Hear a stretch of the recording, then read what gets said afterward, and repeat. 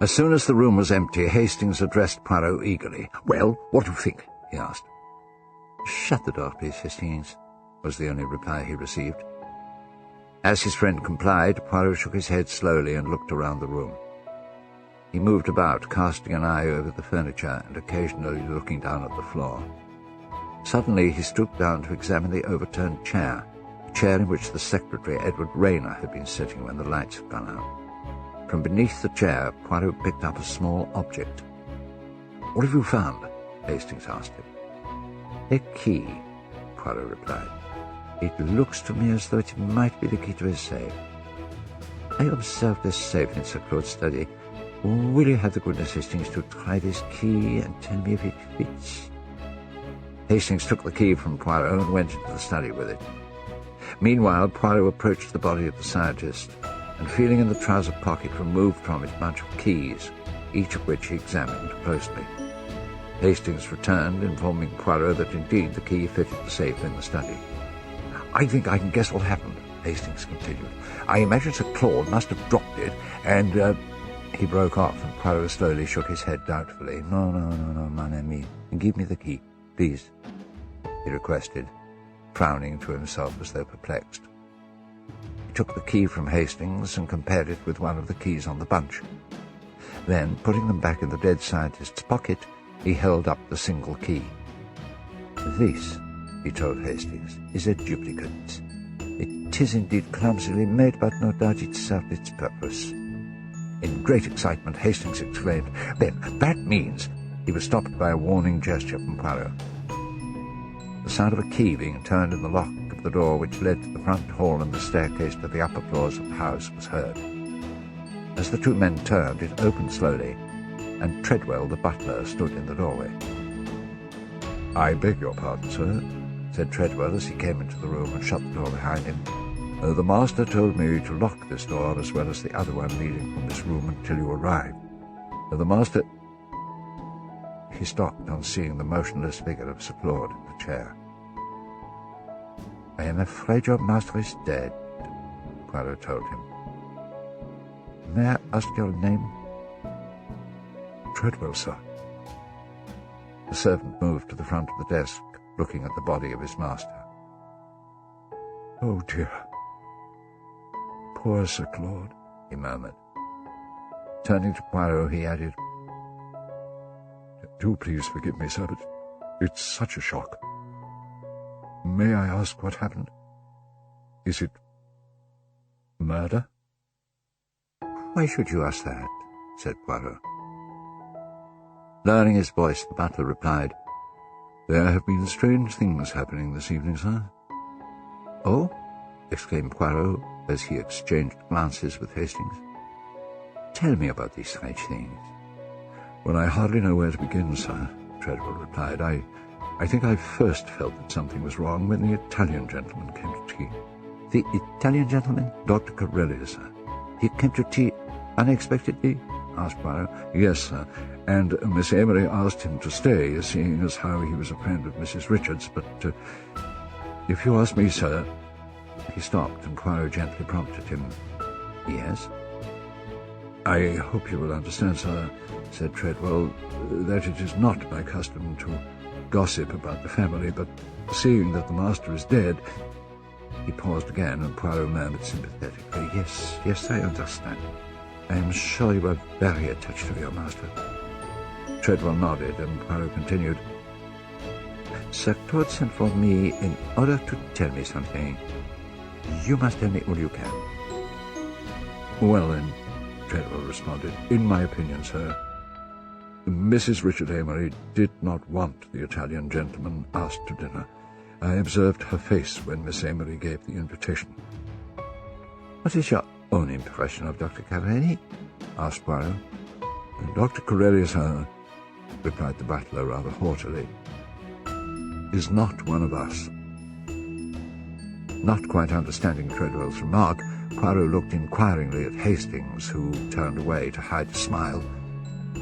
Throwing his colleague a glance of mild reproof, Poirot turned again to Treadwell. The butler's countenance remained perfectly serious. "Did you feel," Poirot queried, that there was something odd about Dr. Caredes coming to the house in the way that he did? Precisely, sir. It wasn't natural, somehow.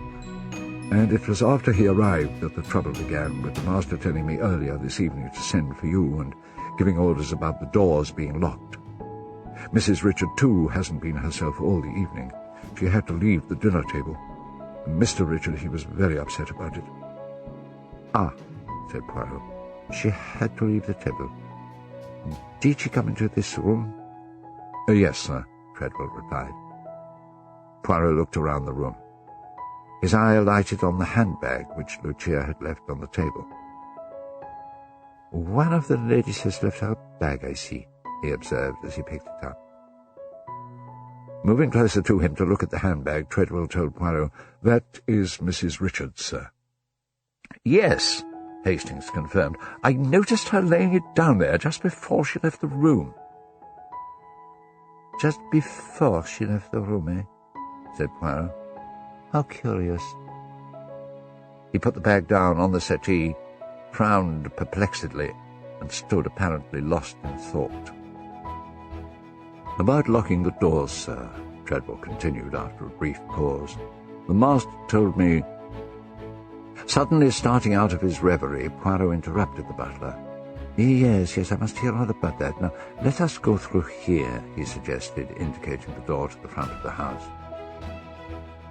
Treadwell went to the door, followed by Poirot. Hastings, however, declared rather importantly, "I think I'll stay here." Poirot turned and regarded Hastings quizzically. No, please come with us," he requested his colleague.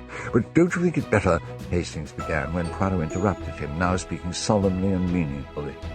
"I need your cooperation, my friend," he said. "Oh, well, of course, in that case." The three men left the room together, closing the door behind them. No more than a few seconds later, the door leading to the hallway was opened cautiously, and Lucia entered surreptitiously. After a hurried glance around the room, as though to assure herself that there was no one there, she approached the round table in the centre of the room and picked up Sir Claude's coffee cup. A shrewd, hard look came into her eyes, which belied their customary innocent appearance, and she suddenly looked a good deal older. Lucia was still standing with the cup in her hand, as though undecided what to do, when the other door leading to the front of the house opened and Poirot entered the library alone.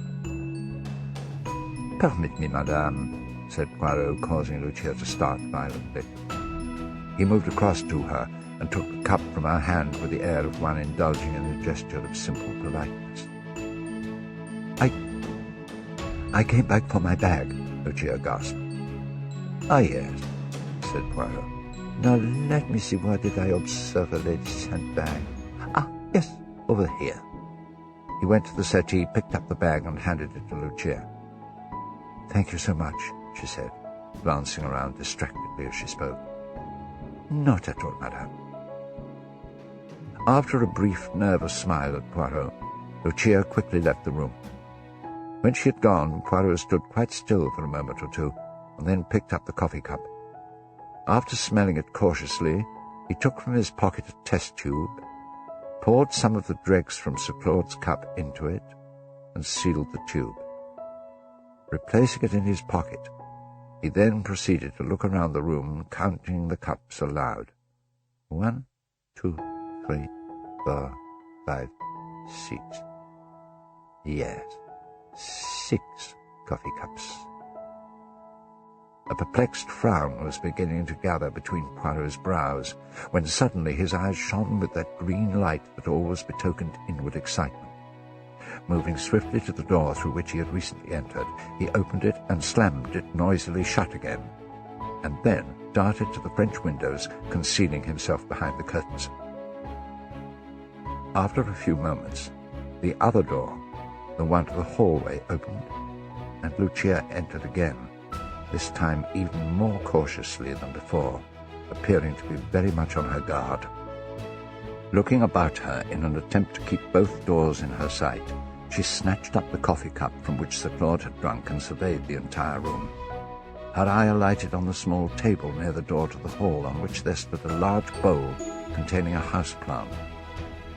Moving to the table, Lucia thrust the coffee cup upside down into the bowl. Then, still watching the door, she took one of the other coffee cups and placed it near Sir Claude's body. She then moved quickly to the door, but as she reached it, the door opened, and her husband Richard entered with a very tall, sandy-haired man in his early 30s, whose countenance, though amiable, had an air of authority about it. The newcomer was carrying a Gladstone bag. "Lucia!" Richard exclaimed, startled. "What are you doing here?" I came to get my handbag," Lucia explained. "Hello, Dr. Graham. Excuse me, please," she added, hurrying past them. As Richard watched her go, Poirot emerged from behind the curtains, approaching the two men as though he had just entered the room by the other door. "Ah, here is Monsieur Poirot. Let me introduce you. Poirot, this is Dr. Graham, Kenneth Graham." Poirot and the doctor bowed to each other, and Dr. Graham went immediately to the body of the dead scientist to examine it, watched by Richard. Hercule Poirot, to whom they paid no further attention, moved about the room, counting the coffee cups again with a smile. 1, 2, 3, 4, 5, he murmured. 5 indeed. A light of pure enjoyment lit up Poirot's face, and he smiled in his most inscrutable fashion. Taking the test tube out of his pocket, he looked at it and slowly shook his head. Meanwhile, Dr. Graham had concluded a cursory examination of Sir Claud Amory's body. "I'm afraid," he said to Richard, "that I shan't be able to sign a death certificate. Sir Claud was in a perfectly healthy condition. It seems extremely unlikely to me that he could have suffered a sudden heart attack. I fear we shall have to find out what he had eaten or drunk in his last hours." "Good heavens, man, is that really necessary?" asked Richard, with a note of alarm in his voice.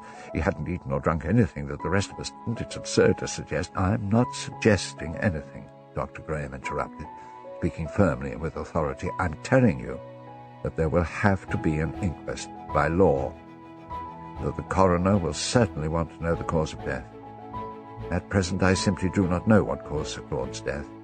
I'll have his body removed, and I'll arrange for an autopsy to be done first thing tomorrow morning as a matter of urgency. I should be able to get back to you later tomorrow with some hard facts." He left the room swiftly, followed by a still expostulating Richard. Poirot looked after them, and then assumed a puzzled expression as he turned to look again at the body of the man who had called him away from London with such urgency in his voice. "What was it you wanted to tell me, my friend? I wonder, what did you fear? Was it simply the theft of your formula, or did you fear for your life as well? You relied on Hercule Poirot for help. You called for help too late. But I shall try to discover the truth." Shaking his head thoughtfully, Poirot was about to leave the room when Treadwell entered.